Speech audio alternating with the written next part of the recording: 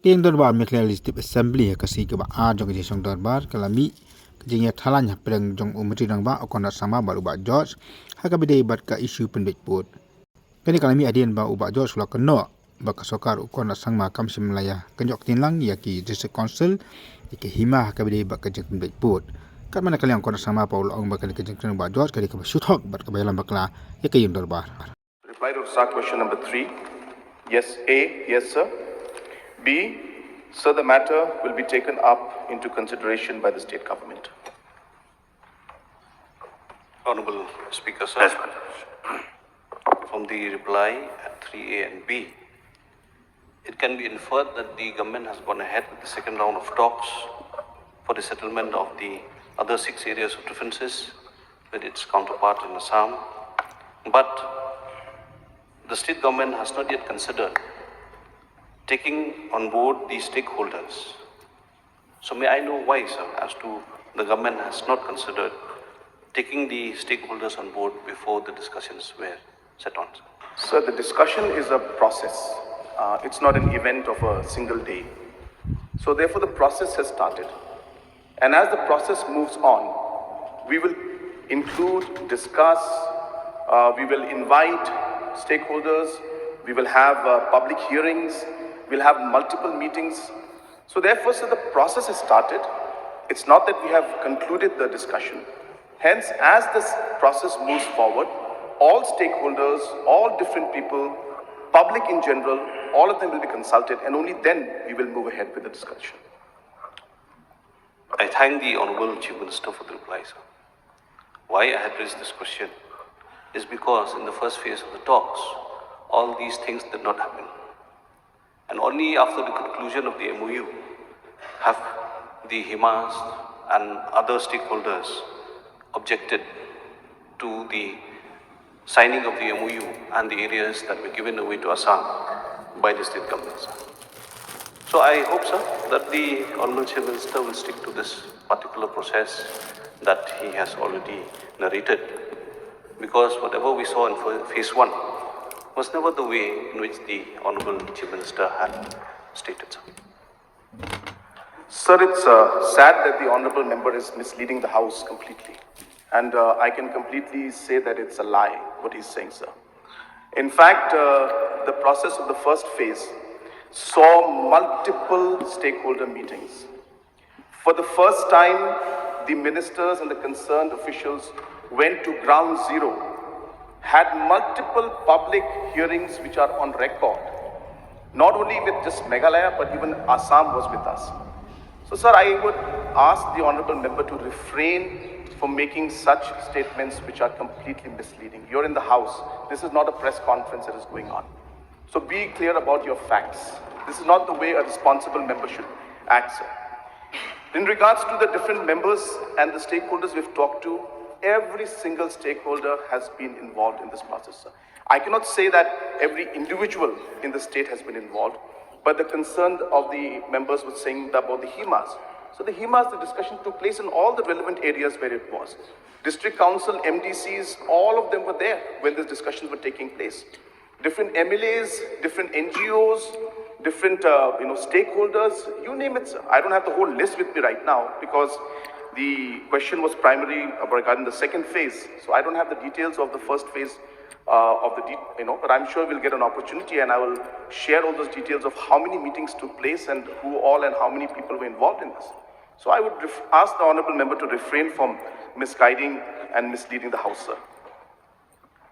Honorable Speaker, sir, the rules and procedures of conduct of this House tells us that we cannot cast personal aspersions on honorable members.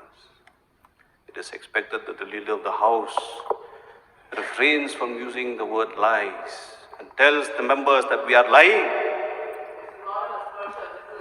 Sir, I'm talking and some members are trying to add fuel to this entire discussion.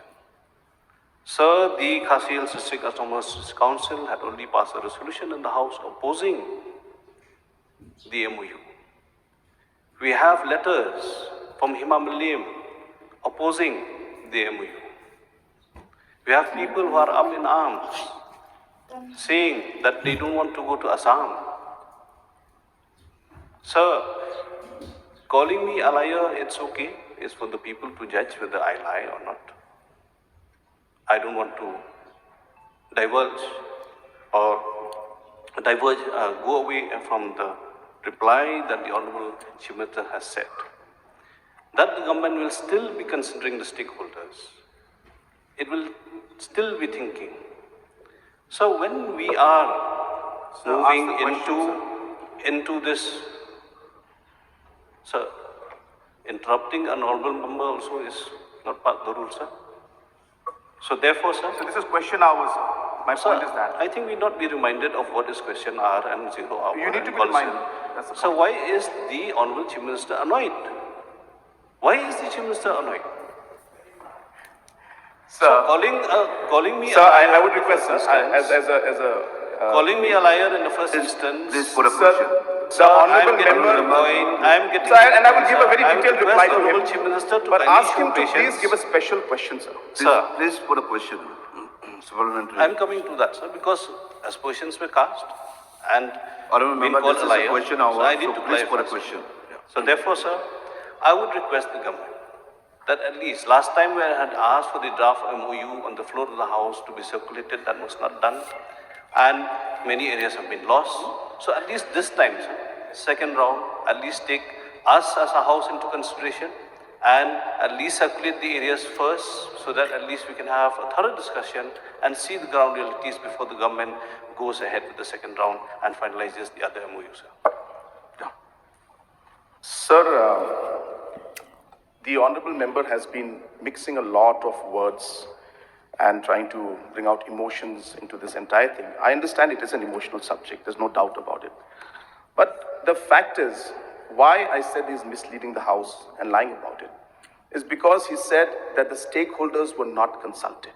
That is wrong, sir. We consulted the Sir, stakeholders. letters were there, Sir, sir. Letters were there, sir. That's why. Please. Sir, I think the honorable member needs to, again, do his homework. He has to understand that not agreeing to a discussion and giving a letter of, discontentment does not mean discussion didn't take place. Because If the discussion had been there, why would there be Please. discontentment? Sir, when we talk, is it always necessary that everything will go on as we agree or both all agree? It may not go. But does that mean we never talked? So for him to jump to a conclusion that because there was discontentment, we didn't talk, that is where I'm saying he's misleading the House. Your point may be valid, that somebody was not contented or not happy with the MOU and they have a right to write to it. But does that mean or does that imply that discussion didn't take place? So that I'm replying, means sir. that there Why is a is- neutral Sir, I'm was not replying- necessary at all. sir, I'm replying- That means this discussion No, was no, not necessary at all, sir. Then you just go ahead and decide and give Honorable away the member, areas. please take a seat, please. Sir, now honorable member is exactly saying what he said should not be done. Sir, we have maintained that we discuss with everybody. That's how discussions, sir, a complicated subject like that cannot be moved forward without this detailed discussion. That's number one. And that's why we did it. And what I'm saying is that the honorable member saying that we didn't discuss is misleading the House, and that's incorrect, sir. Number two part, he's saying that then why didn't we agree and why is there discontentment letter? So there will be. A complicated subject like this cannot have every single person agreeing to every single decision, and that's why government has to take a decision. It's not easy for us. But a lot of past governments have not taken this decision. We feel that it is time. 50 years have gone, and we took that decision. Now, I'm not saying that everybody agreed to it, so discontentment may be there. And that's what the KHDC or the other HIMAS might have written. That's fine. But saying that we didn't consult them is the part that I'm saying that you're misleading. We did consult them. They did not agree to it. That's a different issue. We may talk and argue for 100 years and we may not disagree. We may not agree, sorry. But that's how things go, discussion happens. But I'm saying, sir, that the discussion took place. All the stakeholders were consulted.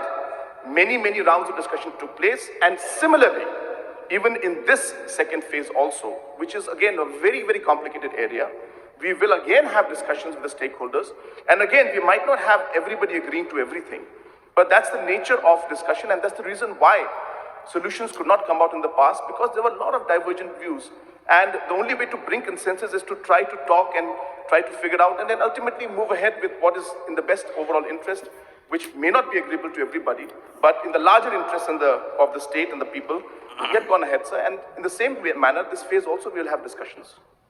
So therefore, sir, the Last. Sir, I thank the Honorable Chief Minister for this clarification. But the fact is, as I had said, the ground realities talk differently. If fish ponds are being inspected in the middle of the night, if people were trying to show concerns and raise voice, or maybe during the public hearings they were trying to show their points, they were shouted down by the minister from Assam side, do we call this discussion, sir? Do we call such things as discussion and taking stakeholders on board when people on the ground are saying that they have come to inspect things at the middle of the night? And who are those people who have been called for the public hearing, sir? Where there are people from the state? So therefore, sir, the process, as the Honorable Chief Minister stated, needs to be reviewed because all the anomalies that had happened in phase 1, sir, we don't want that to happen in phase 2, sir. Thank you, sir. Sir, I think the honorable member has spoken in favor of the government because he said that, the meetings took place even in the night. So that's what I'm saying, sir. If these are the kind of discussions. So what I'm trying to say, sir, this is how hard the members were working. That they even went to the late night. It's not about, they didn't get tired, they were committed to the cause, and that's why even late night they were visiting. But the honorable member fails to mention that it wasn't that just one visit, there were 6, 7, 8 visits before that also to the same location. So therefore, I think he's just certifying the fact that the government has done a lot of hard work. Even late night meetings took place, sir.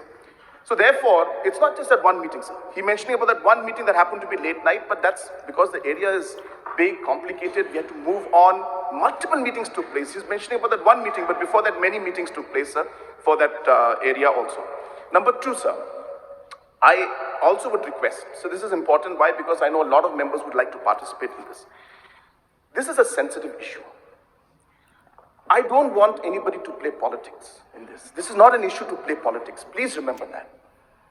If we are trying to play politics with this, then we are going against the interest of our own people. Please refrain from playing politics. Please give positive suggestions. We are here to work for our people. We are here to resolve an issue that has been lying pending for the last 50 years.